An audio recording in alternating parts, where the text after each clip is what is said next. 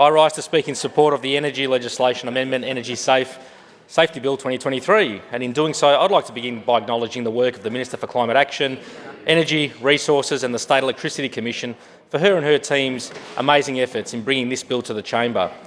This is a bill that forms an important part of supporting the Victorian Labor Government's overall and ambitious strategy to protect our environment by combating climate change, decarbonising our economy and transitioning Victoria towards a clean and renewable energy power grid. However, fundamental to achieving these aspirations will be safety. Safety for the workers who will be undertaking the work to construct, assemble and maintain our future renewable energy infrastructure. Safety for the communities where such new, big or smaller scale clean energy infrastructure will be situated or transmitted through. Safety for the energy consumers, whether it be businesses, households or community groups. The fact is that the provision of an essential service like energy cannot occur without appropriate regard to safety frameworks. Safety is central to the proper delivery of energy and is crucial to safeguarding consumer protection and community confidence. And it is safety, particularly safety for working people, that is at the heart and mission of the Labor movement. Speaker, over the past 2 decades, driven by a range of policies at a state and federal levels, the electricity sector has been replacing carbon-intensive generation with zero-carbon technologies. At the same time, the energy sector has been moving away from a small number of large-scale facilities owned and operated by a handful of companies towards smaller scale and more widely distributed electricity production. Essentially, the Electricity Safety Act of 1998 was designed when only a small number of large coal and gas generating plants supplied electricity for the entire state. With Victoria's transition to renewable energy, there are now dozens of wind and solar farms generating electricity and a growing number of utility-scale battery installations. These new installations bring with them rapidly changing technological diversity, and the amendments contained in this bill will ensure safety at these facilities is treated with the same way as distribution and transmission companies. This exponential growth in new energy technologies, particularly in renewable energy and storage, has exposed critical gaps and other weaknesses in the energy safety legislative framework. These weaknesses are real, with 2 serious incidents in 2021 having underscored the inability of Energy Safe Victoria ESV to regulate these facilities before incidents occurred. 2 serious fires in 2021 at the Victorian Big Battery and the Kahuna Solar Farm highlighted the limitations ESV has to regulate such facilities. Other incidents have also included fires at renewable energy installations as well as non-compliant electricity and gas asset management practices.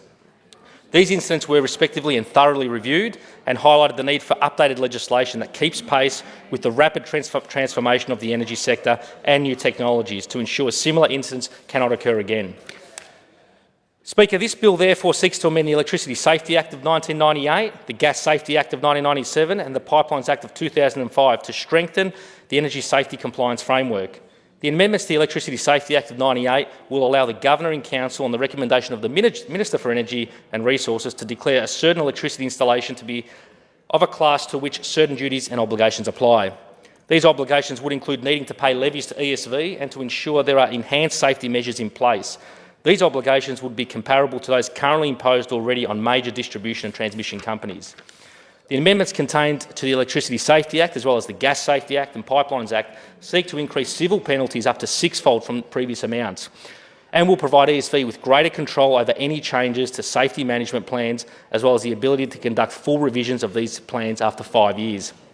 The bill will also greatly strengthen ESV's investigation powers, including through the preservation of serious electrical or gas incident sites, and align the period ESV can retain seized items. These are all common sense amendments to Victoria's energy legislation that will protect lives and communities. Deputy Speaker, the measures contained in this bill create more effective and targeted regulation that will mitigate the risks associated with the increasing rollout of new and energy generation technology. And this is critical because Victoria is leading one of the fastest energy transitions in the world. We have more than tripled our share of renewables in power generation in just 8 years. We have helped nearly 250,000 Victorian households install solar panels on their roofs, reducing their bills and giving them control over their energy. In my community of Marybeck, for example, we have supported the installation of 3,015 solar installations on local roofs, and we've received a further over 3,150 applications for even more to be delivered in due course. We've also installed the Victorian Big Battery, the largest in the Southern Hemisphere, and made Victoria the home of big batteries. And in that regard, I should acknowledge Labor's commitment at a state level to deliver a new community battery in the city of Marybeck, and the federal Albanese Labor government's commitment to deliver 2 new community batteries in Brunswick and Coburg over the course of this federal Labor government's term. Through these actions, we've reduced greenhouse gas emissions by more than any other state in Australia since 2014, and we are continuing to do more. We've set a 65% target of renewable energy by 2030 and a 95% renewable energy target by 2035. And we've brought forward our zero emissions target from 2050 to 2045. Achieving these targets will be a must if we are to play our part as a state to combat the worst impacts of climate change, and will require us to fundamentally transform our state's electricity generation and distribution network, which traditionally has been the major source of carbon emissions in this state. And it's this transformation of our energy network through the construction, installation and operation of more solar, wind and renewable technologies that will create a new wave of jobs for workers, for whom we must do what we can to keep safe. But along with the legislative and regulatory frameworks and reforms that are included in this bill, we also need to support the training and skills of workers in the emerging and growing clean energy industries. The Victorian Labor Government's commitment to bring back the SEC will create 59,000 jobs by 2035, and it will be a catalyst in driving our state's future clean energy jobs boom. To train these new workers, the Labor Government has committed to establishing an SEC Training Centre of Excellence to coordinate and accredit courses in clean energy, connecting with our TAFEs, RTOs, unions and in the industry, as well as adding clean energy to our new VCE vocational major. The government has allocated $5 million in funding to develop a business case with respect to the SEC Training Centre of Excellence, with the centre to eventually coordinate and work with the Victorian Registration and Qualifications Authority to accredit courses in renewable energy. Across government schools, the SEC will be at career nights recruiting the workers of the future, and an investment of $116 million will open 6 new cutting-edge tech schools, giving students a head start in a hands-on profession. To make sure the workers we're training are guaranteed a long-term pipeline of work, we'll also institute local content requirements on state-owned and supported renewable energy projects worth at least $5 billion by 2035. In this respect, I'm very pleased to note that on the 31st of May 2023, the Minister for the SEC hosted the State Electricity Commission Jobs and Skills Forum, which brought together more than 200 experts and stakeholders to help shape Victoria's renewable workforce planning via the Labor Government's first-of-a-kind Victorian Energy Jobs Plan. This plan will ensure Victoria's future workforce meets the needs of our energy transition and investments. The plan will prioritise practical actions to address gaps and workforce shortfalls and position Victoria as a renewable energy workforce leader. And of course, Speaker, I very much welcome the opportunity for the people of Pascoe, Vale, Coburg and Brunswick West to be engaged as part of the development of the Victorian Energy Jobs Plan, as well as the proposed SEC Training Centre of Excellence.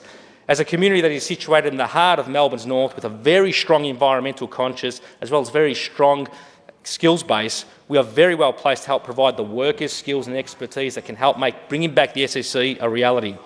I also know the members for Northcote, Preston, Broadmeadows, Greenvale and I all support moving towards greater engagement with the SEC for our region. Currently across the Marybeck community we have people with the skills across a number of complementary industries, including 10,900 people employed in professional, scientific and technical services who make up 11% of our local workforce, 6,500 people employed in construction, 7% of our workforce, 4,500 people employed in manufacturing, that's almost 5% of our workforce, and 890 people employed in the electricity, gas, water and waste sectors. Of these, 9,700 or 10.5% are employed as technicians or as tradespeople across Marybeck. While many of these workers are currently working to help us deliver the various government initiatives, including the rollout of Solar Homes program, as well as the Big Build program, it's also the opportunities associated with the future SEC workforce that I'm particularly excited about for the workers of my community today and tomorrow.